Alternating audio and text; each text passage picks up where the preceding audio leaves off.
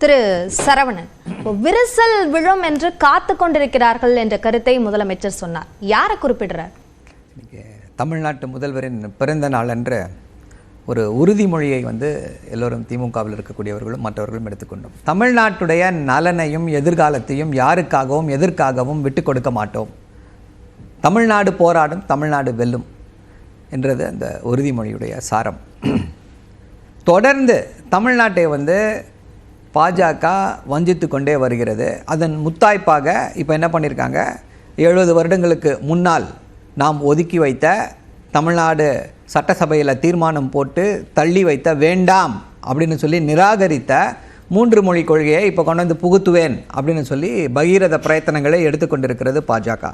இது ஒரு புறம் அப்படின்னா டீலிமிட்டேஷன் அப்படின்ற அந்த ஒரு டெமக்கல் ஸ்வாட் இஸ் ஹேங்கிங். ஸோ இப்படிப்பட்ட சூழ்நிலையில் எதிர்கட்சிகள் எப்படிப்பட்ட வினையை ஆற்றி கொண்டிருக்கிறது? இதெல்லாம் திமுகவுக்கு எதிரான பிரச்சனைகள் கிடையாது.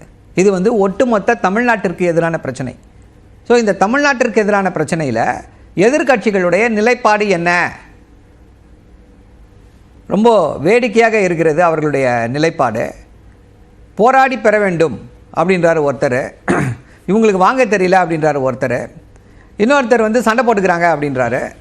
ஸோ எதிர்கட்சிகள் தமிழ்நாட்டுடைய நலனை பற்றி அக்கறையே படாமல் எப்படியாவது இதில் திமுக மேலே ஏதாவது ஒரு விமர்சனத்தை வைக்க முடியுமா அப்படின்ற இந்த நப்பாசையில் அலைந்து கொண்டிருக்கிறார்கள். இதை தமிழ்நாட்டு மக்கள் நன்றாக உணர்ந்திருக்கிறார்கள். அதே மேடையில் தமிழ்நாட்டுடைய முதல்வர் என்ன பேசியிருக்கார் அப்படின்னா, இந்த கூட்டணியில் விரிசல் விழுமா அப்படின்னு எண்ணிக்கொண்டிருக்கிறார்கள் சிலர். அவர்களுடைய ஆசையில் தான் மண் விழுமே தவிர கூட்டணியில் விரிசல் விழாது என்று சொல்லியிருக்கிறார்கள். எல்லா கூட்டணி கட்சி தலைவர்களுமே 2026 வெற்றிக்கு அட்வான்ஸ் வாழ்த்துக்கள் என்ற வகையில் பேசியிருக்கிறாங்க. ஸோ திமுக தலைமையிலான அந்த கூட்டணி ஒரு ஸ்திரமான சூழ்நிலையில் சிறப்பான முறையிலே இயங்கி கொண்டிருக்கிறது. ஒட்டுமொத்த இந்தியாவிற்கே வழிகாட்டியாக விளங்கி கொண்டிருக்கிறது. இன்றைக்கி லாஸ்ட் 2 வீக்ஸ் என்ன அப்படின்னா, தமிழ்நாட்டுடைய முதல்வர் திரு மு.க. ஸ்டாலின் அவருடைய ஒவ்வொரு பேச்சும் உன்னிப்பாக கவனிக்கப்படுகிறது.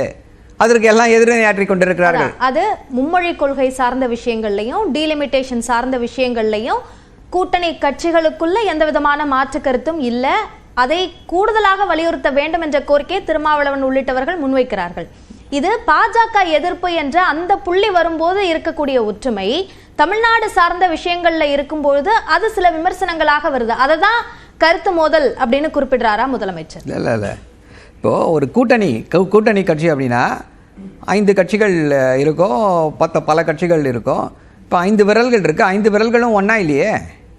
அது ஒவ்வொரு டிஃப்ரெண்ட் ரேஷியோவில் டிஃப்ரெண்ட் ஆஸ்பெக்டில் இருக்கிறதுனால தானே சேர்ந்து இயங்க முடிகிறது. ஒத்த கருத்தாக இருக்கணும்னா தனியாக கட்சிகளே தேவையில்லையே. ஸோ சில முரண்பாடுகள் ஏற்படும் பொழுது தொடர்ந்து ஆட்சிக்கு வந்ததிலிருந்து இதை கூட்டணி கட்சிகள் தொடர்ந்து செய்து கொண்டு தான் வந்திருக்கிறன. தமிழ்நாட்டுடைய முதல்வர் எல்லா இடத்துலையுமே எல்லா நேரத்திலுமே உங்களுடைய ஆக்கப்பூர்வமான விமர்சனங்களை தயவு செய்து நீங்கள் இந்த அரசின் மீது வையுங்கள், உங்களுடைய விமர்சனங்களை ஏற்று நாங்கள் செயல்படுவோம்னு சொல்லி தான் தொடர்ந்து சொல்லிக்கொண்டே வருகிறார். ஸோ அந்த விமர்சனங்கள் ஒரு ஆட்சியில் இருக்கும் பொழுது சில அட்மினிஸ்ட்ரேட்டிவ் ரீசன்ஸ்க்காக சில முடிவுகள் எடுக்கப்படும் பொழுது அது சில சலசலப்பை ஏற்படுத்தலாம். அதை எப்படி கொண்டு செல்கிறது? இது வரைக்கும் எத்தனையோ இஷ்யூஸில் மாற்று கருத்துக்களை கூறியிருக்கிறாங்க கூட்டணி கட்சியில் இருக்கக்கூடியவர்கள். அதை எப்படி ஒரு அனுசரித்து அவர்களை அரவணைத்து கொண்டு செல்கிற அந்த பாங்கு, அதுதான் இந்த கூட்டணியுடைய சிறப்பு. நீங்கள் என்ன சொல்கிறீங்க, இது பாஜகவுக்கு எதிரான? அம்மா, இது பாஜகவிற்கு எதிரான பிரச்சனை அல்ல, இது தமிழ்நாட்டு மக்களுடைய பிரச்சனை.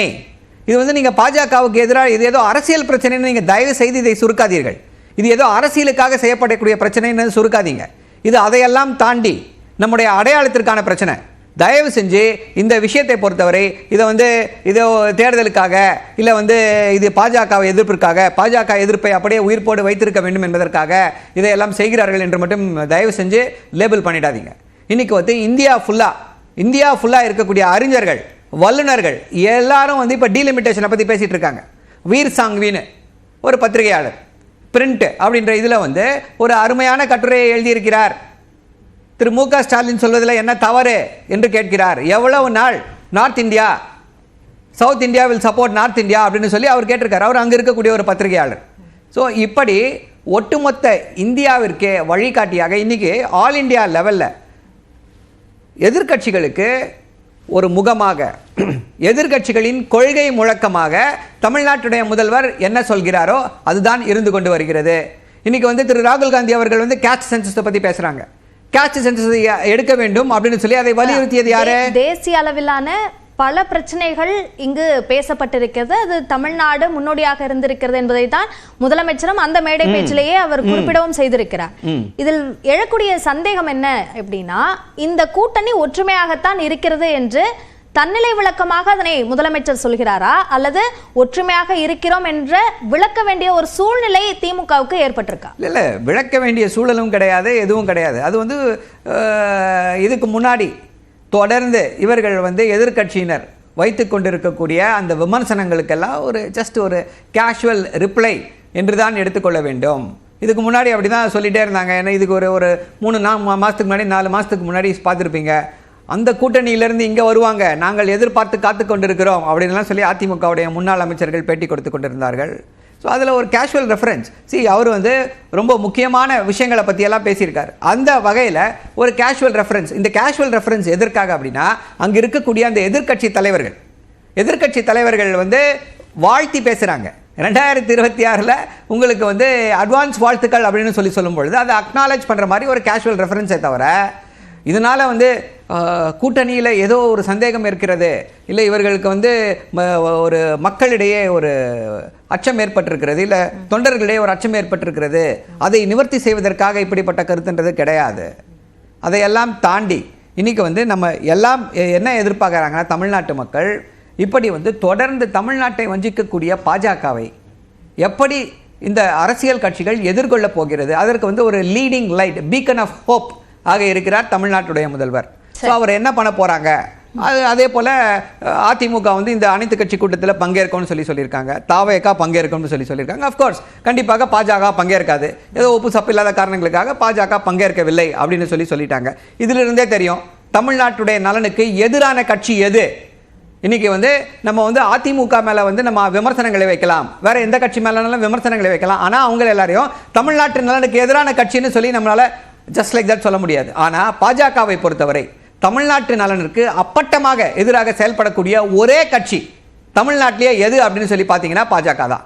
தொடர்ந்து அவர்களுடைய நிலைப்பாடுகள் எதை எடுத்து பார்த்தீங்கன்னாலும் தமிழ்நாட்டுடைய மக்களின் நலனுக்கு எதிராகவும் தமிழ்நாட்டை வஞ்சிப்பது போலவும் தான் இருக்கிறது. சரி, திரு சேலம் மணிகண்டன், திமுக கூட்டணியில் புகைச்சல் ஏற்பட தொடங்கிவிட்டது, அங்கிருந்து பிரிவதற்கான கட்சிகள் அந்த மனநிலையில் இருக்கிறார்கள் என்பது போன்ற கருத்துக்களை அதிமுக தலைவர்கள் முன்வைத்து வந்தார்கள். இப்போ அப்படியாக இல்லை, முழுமையாக அது ஒற்றுமையாகத்தான் இருக்கிறது, விரிசல் விழாது என்று உறுதிப்பட அந்த கூட்டணி கட்சி தலைவர்களை மேடையில் வைத்துக் கொண்டே முதலமைச்சர் சொல்லியிருக்கிறார். உங்களுடைய பதில்? நியூஸ் 18 தமிழ்நாடு நேயர்களுக்கு வணக்கமா. திமுக கூட்டணியில நமைச்சலா, கொடைச்சலா, புகைச்சலா, எரிச்சலா, ஒரு கணவர் காலையில எந்திரிச்ச உடனே தினமும் பாத்தீங்கன்னா